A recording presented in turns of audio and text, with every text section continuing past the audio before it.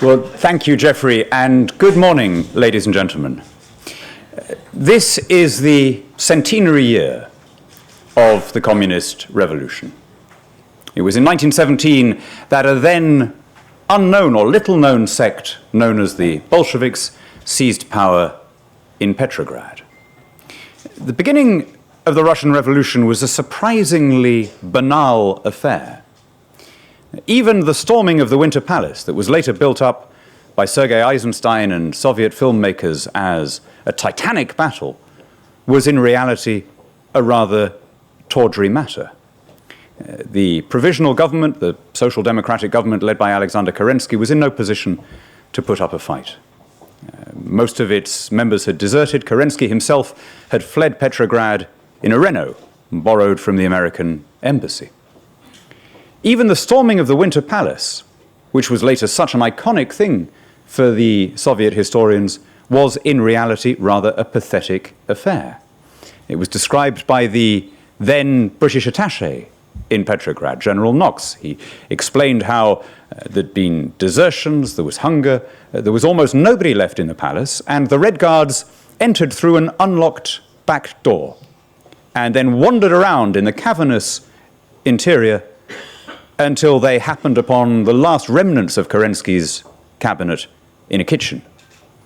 Whereupon the Bolsheviks, being illiterate, forced the unfortunate ministers to write out their own arrest warrants, and then went on the most extraordinary looting spree, described by Kerensky's secretary, bayoneting paintings, smashing china, drinking their way through the wine cellars.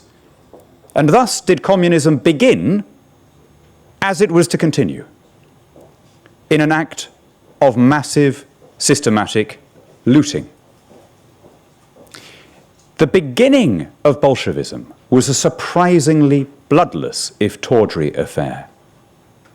The bloodshed came later, came gushing in such cataracts that even now it's difficult to take in the magnitude of what happened. Communism is the most murderous ideology produced by the human brain. According to the Black Book of Communism, 96 million people were murdered one way or another. Some were shot into pits. Some disappeared at night and were tortured. Some were starved deliberately as a way of enforcing collectivization. If anything, historians have been upwardly revising the numbers since the publication of the Black Book. One measure of the destructive impact of communism is offered in our magazine, The Conservative, by Daniel Johnson, the editor of Standpoint, a British magazine. He points out that exactly 100 years ago, at the time of the Bolshevik Revolution, the United States and Russia had the same population. And now, after a century of asymmetric life expectancy, migration, and abortion, there are half as many Russians as there are Americans. That is one measure of the destructive and murderous impact of this ideology. But the truth is, the human brain is not designed to compute such large numbers. We simply can't take in figures like 100 million. It becomes almost impossible to remember that each of those victims was not a symbol, but an individual, every bit as much the center of his own universe as you are. We can read Orwell or Solzhenitsyn or Koestler, but still our minds skim off the surface of what it is that happened. I was very humbled yesterday to meet a direct victim of the communist repression here, who is with us this morning, Mr. Uran Kostretsi. Uran spent 20 years in a labor camp, one of the nastiest prisons in Albania. 12 years for having tried to leave the country, and then an extension of another 8 years because in prison he continued his anti-communist activities. And when asked to describe what those 20 years were like, Uran quoted the ghost of old Hamlet. Awful moment in Act 1 of Hamlet when the father's ghost says, but that I am forbid to tell the secrets of my prison house. I could a tale unfold whose lightest word would harrow up thy soul. Freeze thy young blood. Make thy two eyes like stars, start from their spheres, thy knotted and combined locks to part, and each particular hair to stand on end, like quills upon the fretful porpentine. Well, if it was indescribable to someone who experienced it, it's unimaginable to the rest of us. But the one thing that I would like to do is, at least now, for us to honor and mark our respect for Uran himself. Uran, if you would like to stand up so that we can see.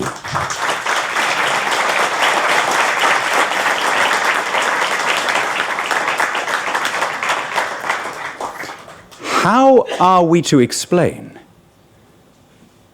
a pathology nationalized in that way? A murderous impulse turned into official state policy. It's a very, very difficult thing to quantify or to describe. But since we've started with Shakespeare, why don't we carry on with Shakespeare? This is the explanation given by Alexander Solzhenitsyn, anti-communist exile who was lucky enough to be able to die in a free Russia. And I'm sure if he were alive now, his sympathies would be with this rather than any of the other political parties. Here is how Solzhenitsyn explained the monstrosities. He said, Macbeth's self-justification were feeble. His conscience devoured him. Yes, even Iago was a little lamb. The imagination and the spiritual strength of Shakespeare's evildoers stopped short at a dozen corpses because they had no ideology. Solzhenitsyn explains that it was the ideology, the belief, that made possible the resolve needed to carry out these abominations. The terrifying idea that the end justifies the means, that you can't make an omelette without breaking eggs. So why is it now, a full generation after the fall of the Berlin Wall, whose representation you see behind me, that we're still having this argument? After all, incredible as it seems to those of us who grew up with it, the Berlin Wall has now been down for longer than it was up. An entire generation has grown up without this shadow falling on them. We know not only the magnitude of the crimes, but we also know the rottenness of the theory. The great paradox at the heart of Marxism is this. Karl Marx saw himself not as a politician, but as a scientist. He believed that his turgid writings were not political opinions, but were a catalogue of empirical truths.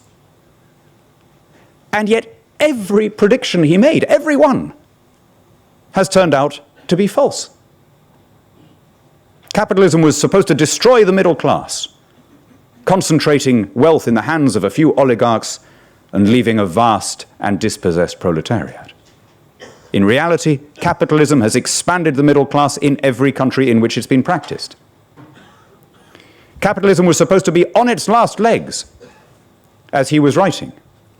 In fact, in 1848, when he said that, it was just getting going. During the lifetime of Karl Marx himself, the income of the average English family increased by 300%. Capitalism was beginning the process of what he would have called embourgeoisement of the proletariat, which is why, again, contrary to his theories, the revolution did not happen in Britain or in Germany, but rather the working people of those countries adopted bourgeois values as they became educated, leaving the revolutions to happen disastrously in the last places he would have expected, namely the peasant societies of Russia and China. And so why is it that we need to look again at this ideology? You can't make an omelette without breaking eggs. Well, look, setting aside the rather obvious point that human beings are not eggs, we now know that there is not a single case ever of the omelette having actually emerged. Everywhere it was practiced, Marxism made people poorer, less happy, less free. So how extraordinary on this centenary year that it's still a live issue, and yet it is. And it is for two reasons. The first, well, I've started with Shakespeare, I'm going to carry on. The first is that the evil that men do lives after them. One of the peculiar wickednesses of the Marxist tyrannies was their systematic destruction of civil society. They set out successfully to wipe away all of the institutions that should fill the space between the individual and the government. Again, in this issue of The Conservative is an article by the British philosopher Roger Scruton.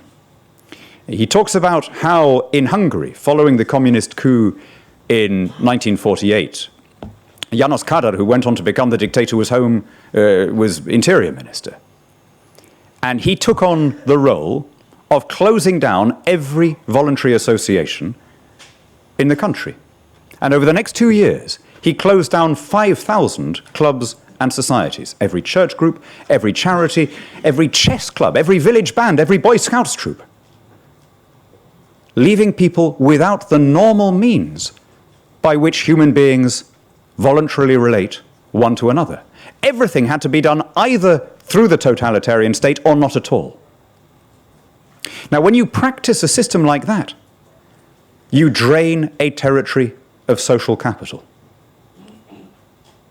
Roger Scruton uses a strong and rather evil metaphor. He says the real wickedness of communism was to isolate the individual from his fellows and then turn the spotlight of interrogation on him and watch him squirm. How do you begin to rebuild in a society where civil freedoms have been destroyed and where the concept of voluntary association has been systematically vitiated? Frankly, the great success stories, the only real success stories in the post-Soviet, in the immediate post-democracy period, were those that made the sharpest and hardest transition. Again, as explained in this magazine, this time by Marian Tupy of the Cato Foundation. So we need to explain why it is that the recovery to freedom and democracy has gone at different paces. We need to infer, to extrapolate, and to apply those lessons in our political system. But there's a second reason why this remains current a full generation after the fall of the Berlin Wall. And it is the enduring and otherwise inexplicable appeal to new generations of this rotten ideology. Marion Smith in this issue quotes polling data. 1/3 of American millennials think that George W. Bush killed more people than Stalin did. 1/5 of them would cheerfully vote for a self-described communist country. Now, what is going on? Communist candidate. What is going on in their minds? It seems to me there are two possible explanations. One is that they have innocently misunderstood the nature of what it is they're talking about. That they believe that the defining ethic of socialism is fairness or equality rather than coercion. We often heard this when we were students from leftist contemporaries, right? Oh, there's never really been proper socialism. It's never been tried. There's only been this Stalinist mistake. And somewhere, in theory, there would be a perfect system that could exist without the gulags and without the torture chambers. But I suspect that the bigger appeal is precisely the pitilessness and the purity and the inhumanity which communism represents. In every age, in every nation, some people are drawn to nihilistic ideologies that promise a completely new start and a completely new kind of human being, that make no concessions either to past practice or to human frailty. In this regard, if in few others, the enduring appeal of Marxism is not unlike the appeal of Daesh and some of the Islamist cults. They too promise a completely new beginning with a different kind of human being and without any concession to existing practice. And there are always some people who are going to make that mistake. Well, what do we do about it? The way to defeat a bad idea is with a better idea. And there is no better idea out there than property-based democratic capitalism. What was it that really raised the masses? What was it that spread wealth from a handful of extractive oligarchs to the general population? The free market. The one system that incentivizes you to get rich by offering a service to everybody around you rather than sucking up to kings or priests or commissars. We have the best ideology going for us. In my lifetime, humanity has been transformed, poverty is being eliminated. The number of people living in extreme poverty, even since 1990, has fallen from 38% of human beings to 8%. Why? Because previously closed socialist economies have joined the global market system. And that is the essence of the appeal of our kind of conservatism. This story shall the good man teach his son.